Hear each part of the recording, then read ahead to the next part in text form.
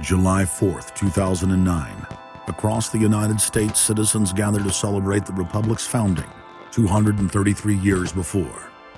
Most people in the crowds were aware that America was going in the wrong direction, that things were changing for the worse.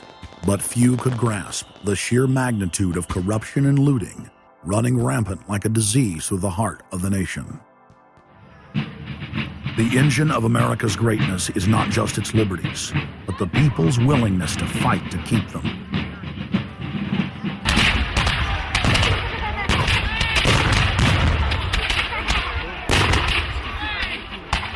Hundreds of other nations have had much larger populations and greater resources, but have never produced 1/10 of the wealth, science, and art that the United States has. Why? In America, you had an amazing situation because you had the founding fathers who figured out that they could deconstruct the monarchy in such a way and then reproduce it with the three primary branches of government in a way that would create checks and balances and separation of powers. So you could have room, therefore, for individuals to work within the context of a cooperative, which is a democratic system of government, but it would still have enough room for individuals to rise up and become profitable and self-sustaining and rich in the pursuit of happiness without becoming dictatorial. But unfortunately, over the years, since all of those separation of powers have been cut away, and all of the beautiful design by the founding fathers has been co-opted by one corporate entity, one corporate communist entity, you don't have that anymore. So what we have, we're back to where we were before the revolution. You have one monolithic state. For the first 100 years or so of the United States, after the 1700s, when we freed ourselves from British rule, no corporation was given a charter in the United States unless it served the public good. It had to prove that. And then its charter only lasted for 10 years, or sometimes as long as the project to build a bridge or a canal or something lasted. But it had to be up for review, and it could only get charters if it was shown that it was serving the public interest. That changed, primarily because John D. Rockefeller kind of bribed Delaware and New Jersey to begin with into accepting a different system where he said, listen, if I pay you lots of money in terms of taxes, etc., I want to be licensed and not have to serve the public good. I want to be able to get around that law. And state after state after state changed at that point. In the United States, our Constitution and Bill of Rights recognizes that individuals have innate freedoms that can never be taken away by any government. For the first time in history, the people were unbound to reach for their full potential, producing and outcompeting every other nation on earth. The rights of free speech, self-defense, private property, due process of law, and many others ignited a revolution in human development that threatened the despotic rule of monarchs and tyrants worldwide. But the corrupt elites had studied history. They knew that great civilizations could only fall from within. They know from previous experience and history that civilizations come and go and dwindle. They know the reasons why they come and go. Isn't the only hope for the planet that the industrialized civilizations collapse? Isn't it our responsibility to bring that about? Morty Strong, founder of the UN Environment Program, from his opening speech, Rio Earth Summit, 1992. Maurice Strong is the man who said that they would never allow another country to rise up as powerful as America. It will never be allowed to happen again. And he said the best thing we can do is to tear down all the factories, all the top commerce of the United States, and level it and give it back to nature. So that was the advice from this character, who has tremendous power at the United Nations and was picked up and groomed by Rockefeller himself. Over the past decades, since the Kennedy assassination approximately, you've had an ongoing oligarchical transformation of virtually every country in the world. And in the United States, it's taken the form of an oligarchical counter-revolution against the reforms of the 1930s, with the Wall Street interest asserting itself as more and more dominant.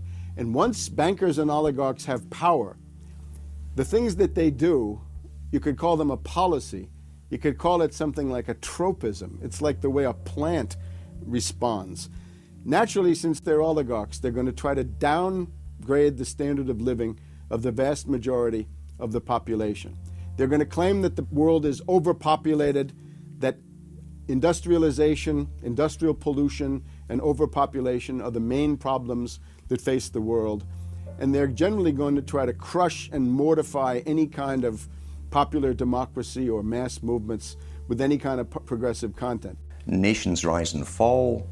They knew how debt could never be recuperated. They knew that disease or prolonged war could wipe out the population and the future populations that pay off debt. So these guys all work together. That's why it's no surprise that today you have Lord Rothschild coming out, pushing the latest scam or religion that we must all believe in, which is global warming, which his personal bank, his family's bank in Switzerland, will be in charge of. They've run the system, the whole economic system of the world for the last 250 years. So why shouldn't they also run the economic system for the next few hundred years? The question of a ruling class, oligarchy as a ruling class, is posed by Plato in the Republic, where we find that oligarchy is a constitution full of many evils, where the rich dominate the government by buying it, and the average individual or the poor count for absolutely nothing. Oligarchy is a frame of mind. In other words, if you're a banker, this is already a world view. It's a world outlook, and it implies the policies that have got us here, right? Malthusian policies, zero growth policies, driving down the standard of living, attempts to wipe out all kinds of mass institutions that might be a countervailing force. This is a scientific dictatorship, which Bertrand Russell said, and the Huxleys said, both Aldous and Julian Huxley said they would bring in the scientifically controlled society. It's not just family planning, which really means abortion and so on. It's global planning, which is literally sterilization and abortion worldwide for the ideal reduced society, and not just across the board, through genetics, through the Genome Project, through the constant IQ testing. Globalization has economically destroyed the world. You've got at least 40 to 50,000 people who die every day worldwide from starvation, malnutrition, and diseases which can be cured for pennies, such as diarrhea. And if you ask one of these Malthusian oligarchs, don't you think that something should be done to raise the standard of living in Africa or South Asia? They'll say, no, we can't do that. That would wound the planet. That would oppress Mother Earth. So that's oligarchy. Class consciousness in this sense is absolutely essential. If you think that bankers are the same as you, you're wrong. F. Scott Fitzgerald once told Hemingway, you know, the rich are different from us. And Hemingway said, yeah, they have more money. And F. Scott Fitzgerald replied, no, it's something much deeper. It's a whole different world.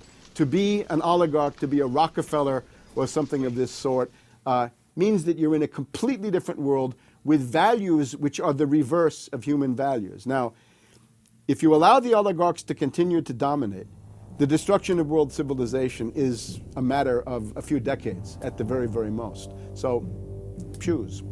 To force their agenda through, the elites are employing one of their favorite tools, artificial crisis creation, also known as the Hegelian dialectic of problem-reaction-solution. You never want a serious crisis to go to waste. And what I mean by that, it's an opportunity to do things that you think you could not do before. The Earth's ruling elite are first and foremost monopoly men. The founder of the Rockefeller clan summed it up simply when he said, competition is a sin. Rockefeller himself said that competition was a sin. And people quipped at that, thinking it was one of his little jokes. He made many jokes about saving pennies and stuff like this. But in reality, he was telling you a truth, that competition to a man like him, who worked for a much larger organization, competition truly was a sin. And the cartels that have been formed ever since have become much bigger, more powerful cartels which can literally command governments, sometimes to go to war on their behalf, have occurred